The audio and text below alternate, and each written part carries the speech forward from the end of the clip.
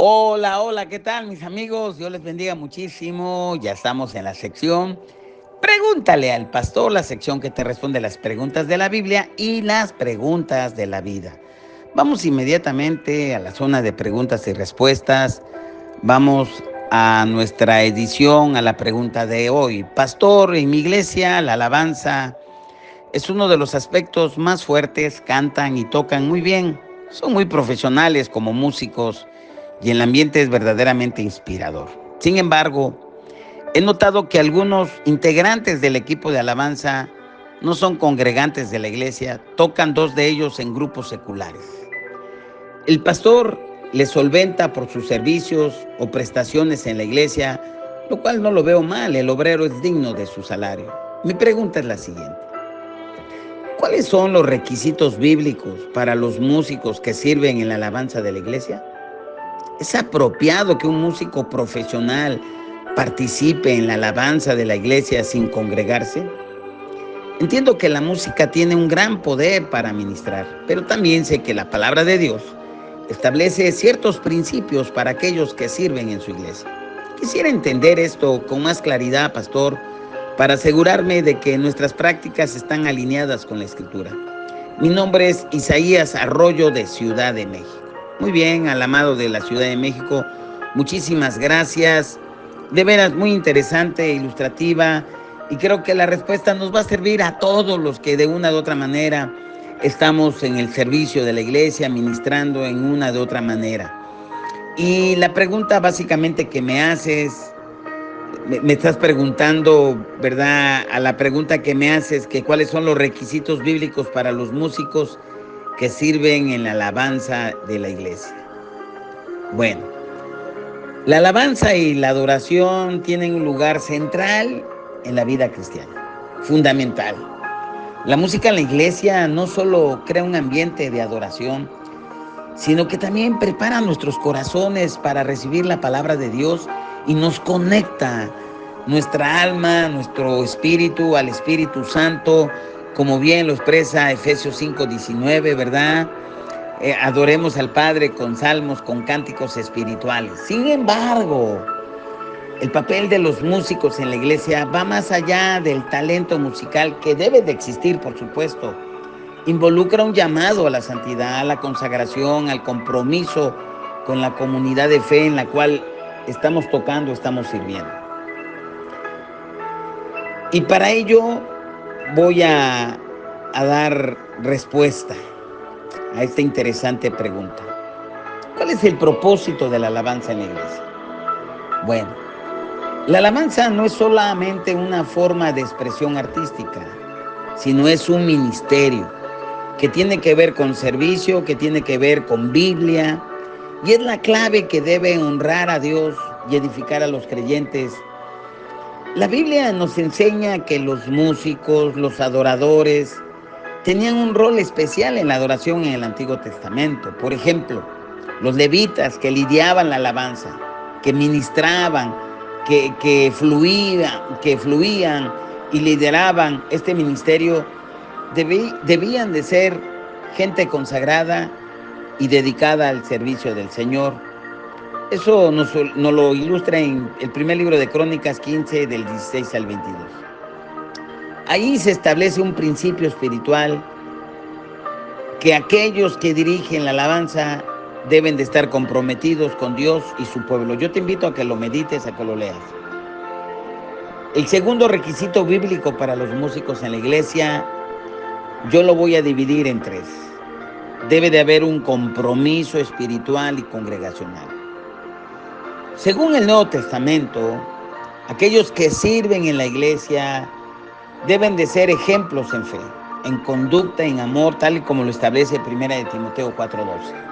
Aunque obviamente el talento es importante, la Biblia enfatiza más la integridad, más el carácter de quienes ministran, y eso es importante poner atención. Te invito a que después tú medites en casita 1 de Pedro 4, del 10 al 11.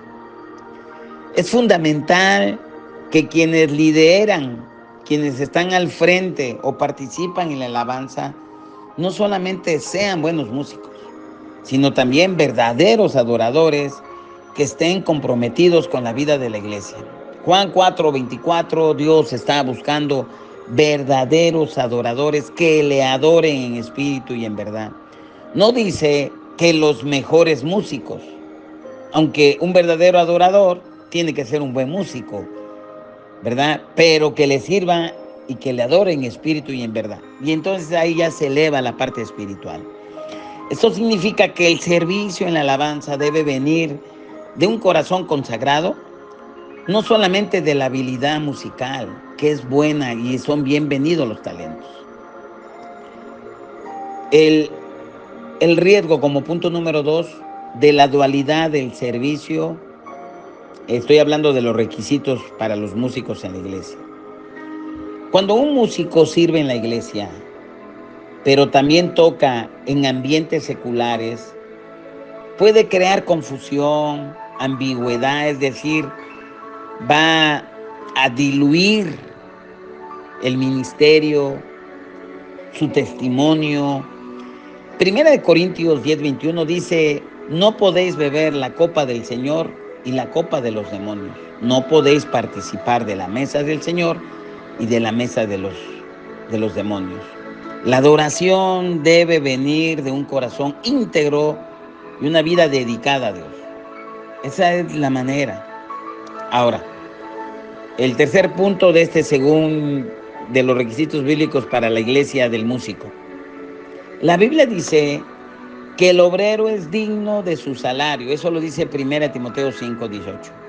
Pagar a los músicos o darles ofrenda no está mal, siempre y cuando se comprenda que el ministerio no es solamente una actividad profesional, sino una expresión del servicio de Dios y a la congregación. La clave es que los músicos deben de ver su papel como un ministerio, no solamente como un trabajo remunerado. En lo personal, yo creo que nuestro servicio debe de ser de corazón al Padre Celestial. Por supuesto, dice la palabra que los que sirven en el altar, que coman del altar, que el obrero es digno de doble honor. O sea, me queda clarísimo, pero tenemos que poner todo en ese orden. Y el tercer punto, es apropiado que los músicos que tocan en la alabanza no se congregan o no se congreguen, estén en la alabanza. Bien, la Biblia enseña que aquellos que ministran en la iglesia deben de ser parte activa de la comunidad de fe. El libro de Hebreos 10:25 exhorta a los creyentes a no dejarse de congregar, ya que la comunión, el compañerismo en la comunidad va a fortalecer la fe, el carácter, y es donde tenemos el crecimiento. Por lo tanto, es preferible, pero muy preferible, que los músicos sean miembros y que sean miembros comprometidos de la iglesia para garantizar la coherencia entre su vida espiritual y su ministerio de alabanza. Eso es fundamental. Pues si vamos a contratar a personas, pues mejor me voy a un café, me voy a un restaurante, me voy a alquilar a los músicos y ya. Esto no es así. La vida de Dios no es igual que la vida secular. Y creo que en algunas iglesias, se está cayendo en eso. Y tenemos que tener mucho cuidado, creo que todos debemos tener mucho cuidado. A veces buscamos el talento y hacemos un lado la unción de Dios, el servicio, la consagración, el carácter. Y eso es muy peligroso, eso es caminar en el filo del abismo. Y a manera de conclusión, la música en la iglesia debe reflejar santidad, presencia de Dios, consagración y no solamente talento. Los músicos deben de ser más que profesionales, deben de ser verdaderos adoradores con un corazón humilde y consagrado. Alentar a los músicos a ser parte activa de la iglesia y comprometerse en su fe y vivir de acuerdo con los principios bíblicos, ese es parte del pastorado de la persona que está al frente. Porque casi como es el pastor, así son los demás. Entonces, la alabanza, sin lugar a dudas, es una plataforma poderosa, poderosísima, para llevar a las personas a la presencia de Dios, sin lugar a dudas. Cuando venía un demonio sobre el rey Saúl, el rey Saúl, ¿verdad?, mandó a alguien, que fue David, que con su lira tocaba y los demonios se iban. Es que la música es espiritual, es muy poderosa. Y como líderes, como servidores en la iglesia, debemos de asegurarnos de que quienes ministren en ese campo, en el campo de la alabanza, en el campo musical, lo hagan con integridad, con amor, con reverencia, porque Dios se merece lo mejor y se merece respeto, y también la congregación. Pues esa es mi respuesta. Dios te bendiga muchísimo. Te invito a que visites nuestro canal en Centro Cristiano Córdoba, en el YouTube. Regálanos un like, comparte nuestra información. También ya estamos en TikTok, en Spotify, estamos también en Instagram, en Facebook, ¿verdad? Visita nuestras redes sociales, regálanos un like, comparte nuestra información, edifícate, porque la fe viene por el oír y el oír de la palabra de Dios. Nos vemos en la próxima entrega. Bendiciones.